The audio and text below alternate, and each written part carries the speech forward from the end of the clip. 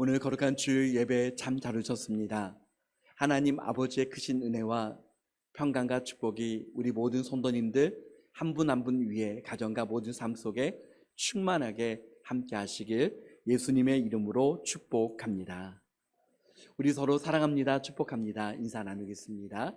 사랑합니다. 축복합니다. 우리가 함께 읽은 본문 말씀의 빌립보서는 사도 바울이 로마 감옥에 있는 가운데서도 빌립보 교회 성도들에게 보낸 편지로 된 하나님의 말씀입니다.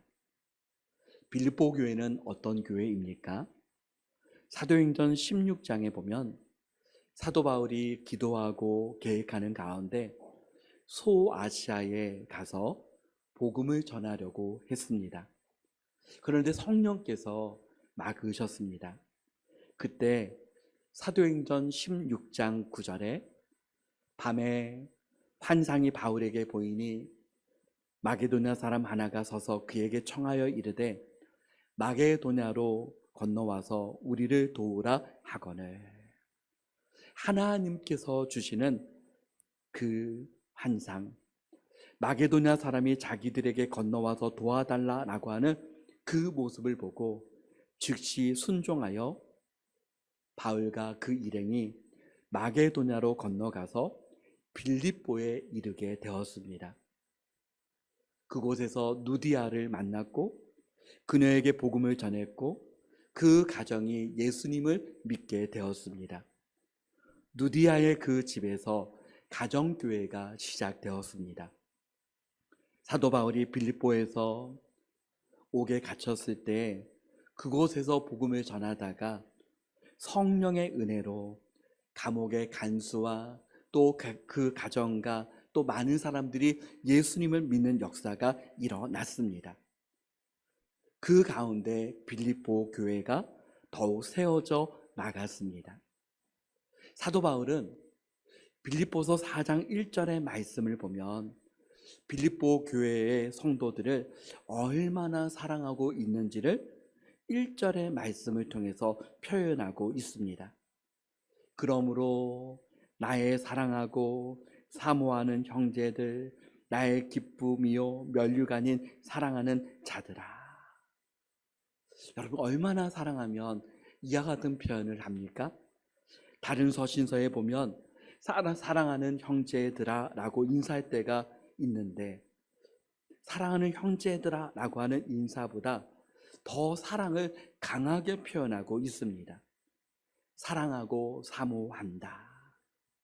여러분, 이 말은 일시적인 사랑이 아니라 지속적으로 사랑하며 또 멀리 떨어져 있지만 그들을 기억하고 있고 여전히 기도하고 있고 늘 생각하고 있다는 의미입니다.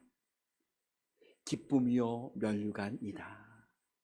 예수 그리스도 안에서 서로가 지체가 되었다라고 하는 고백입니다. 특별히 여러분 자녀들을 가리켜서 기쁨이요 면류관이다 라고 그렇게 말하지 않습니까? 여러분 가족이기 때문에 사랑하기 때문에 자녀들이 부모에게는 기쁨이요 면류관이 되는 것입니다. 그러므로 사도 바울에게 있어서는 그 성도들이 기쁨이요 면류관이 되는 것입니다. 사랑의 표현과 더불어 간절하게 부탁하고 있는 것이 있습니다. 이와 같이 주 안에 서라. 이와 같이 주 안에 서라.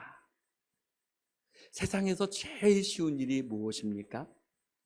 여러분, 사람들에게 물어본다면 어떻게 대답하겠습니까? 여러분들은 세상에서 가장 쉬운 일이 무엇입니까?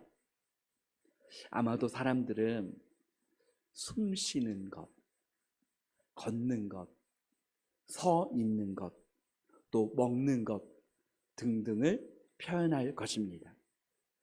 그런데 그렇게 가장 쉬운 것인데 어떤 사람에게는 마음껏 숨을 쉬는 것, 걷는다는 것, 먹는다는 것이 예전에는 정말 축복인지 몰랐습니다. 그렇게 고백하는 사람들이 또한 많이 있습니다. 여러분, 선다고 하는 것은 무엇입니까? 서 있는 것은 사실 우연한 일인 것 같고 당연한 것처럼 보이지만 어떤 의미에서는 서 있는 것은 기적입니다. 아이가 태어나서 누워만 있다가 뒤집고 기어다니고 그러다가 서는 순간 부모에게는 그것이 기적 아닙니까? 아이가 서는 것 그 자체가 기적 아닙니까? 코로나를 겪으면서 아직도 코로나 가운데 있지만 특별히 다니면서 상가들을 더 유심하게 보게 됩니다. 그런데 어느 날 보면 얼마 전에 생겼던 상가들이 금방 없어지는 것을 볼 때 너무나도 안타까운 마음이 듭니다. 또 마음 가운데 상가들이 잘 되면 좋겠다라고 하는 그 간절한 바람을 갖기도 합니다. 일반적인 사업장뿐만 아니라 여러분 어떻습니까? 교회는 어떻습니까? 보이지 않는 하나의 교회, 완전한 교회는 그 어떤 것으로도 흔들리지 않는 완전하고 흔들림 없는 교회이지만 이 땅에 보이는 교회들은 너무나도 많이 흔들립니다. 왜냐하면 불완전하기 때문입니다. 특별히 코로나를 지나면서 많은 교회들이 주저앉았다라고 하는 소식을 매스컴을 통해서도 많이 들었고 목회 현장에서도 많이 느낍니다. 너무나도 안타까운 현실 아닙니까? 교회가 선다라고 하는 것은 무엇입니까? 그냥 저절로 서는 것이 아닙니다. 하나님의 은혜요, 하나님께서 베푸시는 능력이요, 하나님께서 베푸시는 기적인 줄 믿습니다. 교회가 선다라고 하는 것은 무엇입니까? 무엇보다 하나님께서 부르신 하나님의 자녀들 한 분 한 분이 주 안에 서야 합니다. 사도 바울이 이 사실을 알았기 때문에 1절 말씀에 그러므로 나의 사랑하고 사모하는 형제들, 나의 기쁨이요 면류가 아닌 사랑하는 자들아, 이와 같이 주 안에 서라라고 말씀합니다. 이와 같이 주 안에 서라. 1절의 말씀을 보면 그러므로라고 시작이 됩니다. 그러므로는 접속사입니다. 앞에 있는 3장 말씀과 4장의 말씀을 연결하고 있습니다. 빌립보서 3장의 끝부분의 내용을 보면 먼저는 빌립보서 3장 20절에 그러나 우리의 시민권은 하늘에 있는지라 거기로부터 구원하는 자 곧 주 예수 그리스도를 기다리노니. 이 땅에 살고 있지만 우리는 하늘의 시민권을 가진 사람이다. 우리는 하늘에 속한 사람이다 라고 그렇게 말하고 있습니다. 하늘의 시민권을 가진 사람은 예수 그리스도를 기다리노니. 그러므로 하늘에 속한 사람은 이와 같이 주 안에 서라라고 말하고 있습니다. 주 안에라고 하는 의미는 어떤 뜻입니까?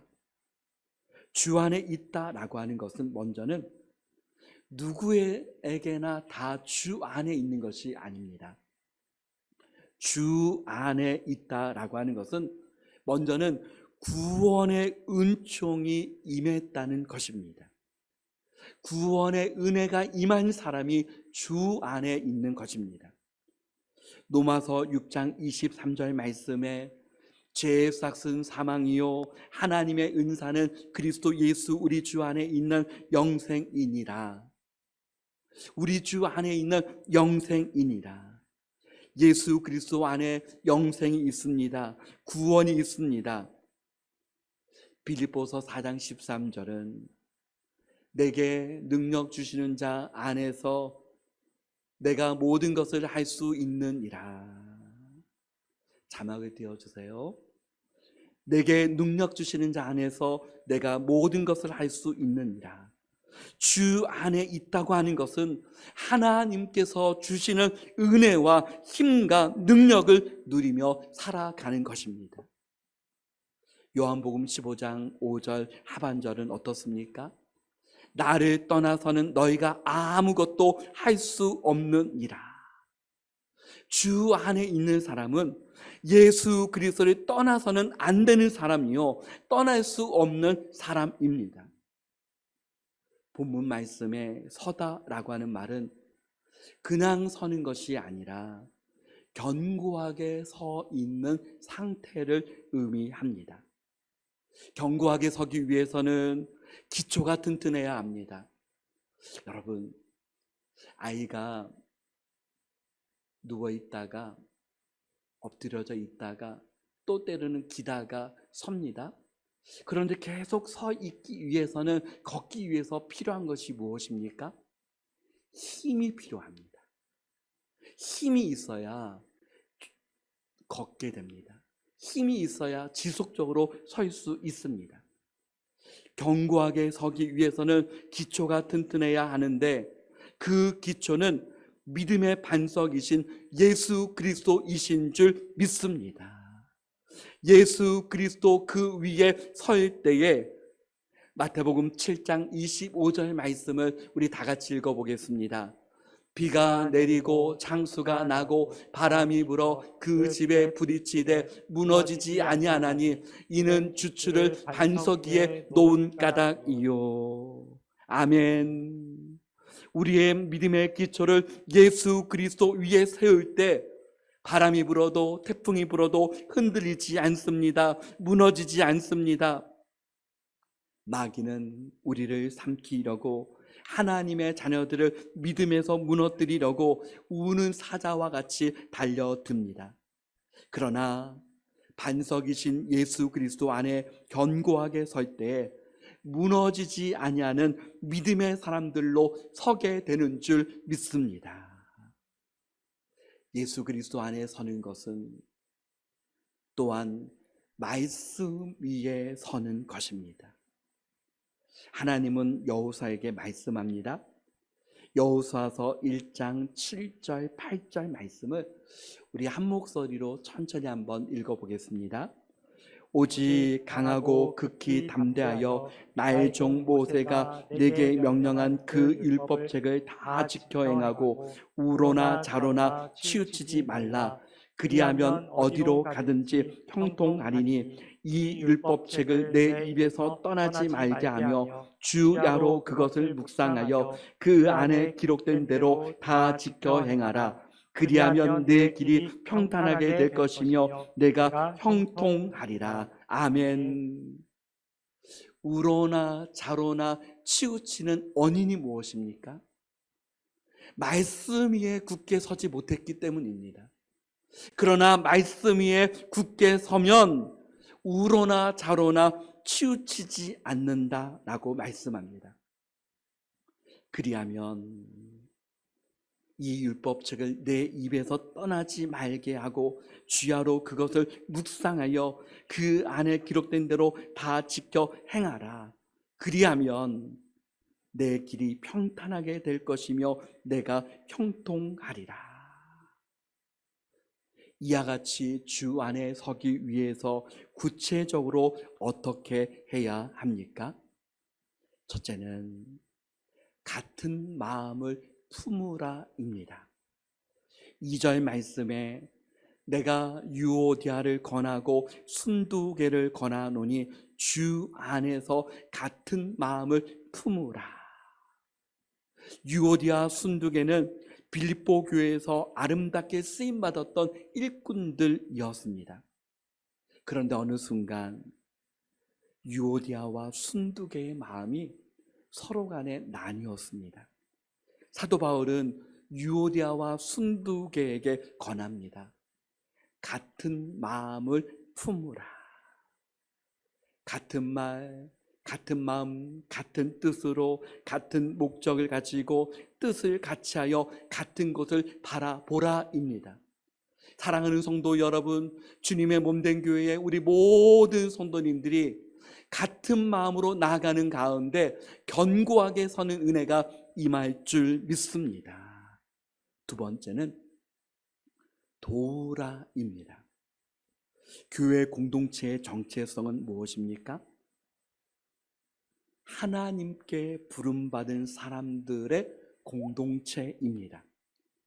3절 하반절에 보면 그 이름들이 생명책에 있느니라.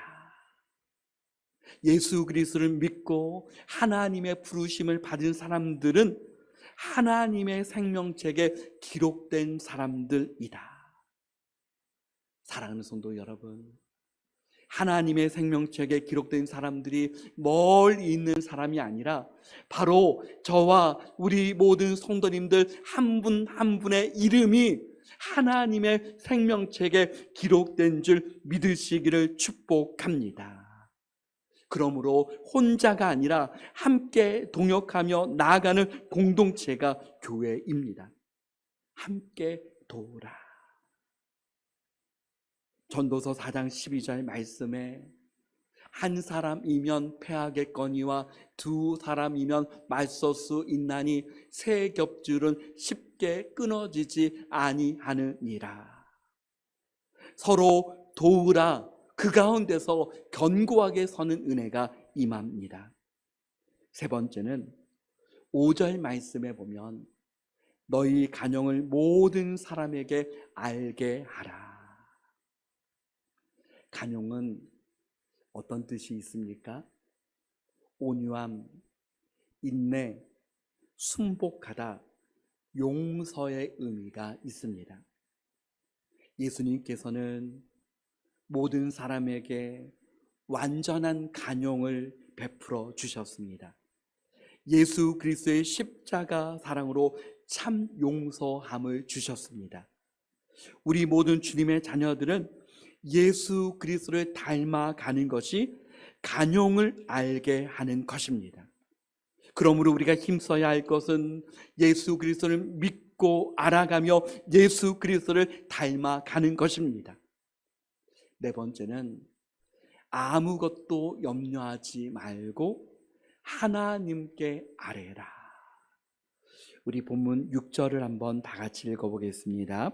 4장 6절 시작. 아무것도 염려하지 말고 다만 모든 일에 기도와 간구로 너희 구할 것을 감사함으로 하나님께 아뢰라. 아멘. 사실 우리에게는 순간 염려가 몰려옵니다. 1초 후에도 염려할 수 있고 또 예배하는 이 시간에도 제가 마음을 잘 모르지만 마음에 염려가 가득 찰 수도 있습니다. 이스라엘 백성들이 가나안에 정탐꾼을 보냈습니다. 그런데 12 정탐꾼 가운데 10명이 돌아와서 부정적인 보고, 염려스러운 보고를 이스라엘 백성들 앞에 합니다. 그런데 그 염려의 보고를 한 그 10명으로 인하여서 그 밤에 온 이스라엘 백성들이 통곡하며 온 이스라엘 백성들이 염려에 휩싸이게 됩니다. 염려는 무엇입니까? 염려를 낳게 되고, 염려는 무엇입니까? 염려에 휩싸이게 합니다. 왜냐하면 모든 사람에게 염려가 너무 많이 있기 때문입니다. 예수님께서는 모든 사람은 다 염려한다는 사실을 너무나 잘 아셨습니다. 그러므로 염려 대신에 빌립보서 말씀을 통해서 우리에게 방법을 주셨습니다. 아무것도 염려하지 말고, 염려하지 않을 수 없지만 염려가 몰려올 때 오히려 감사함으로 하나님께 아뢰라, 기도하라라고 말씀하셨습니다. 여러분, 실제적으로 어떻습니까?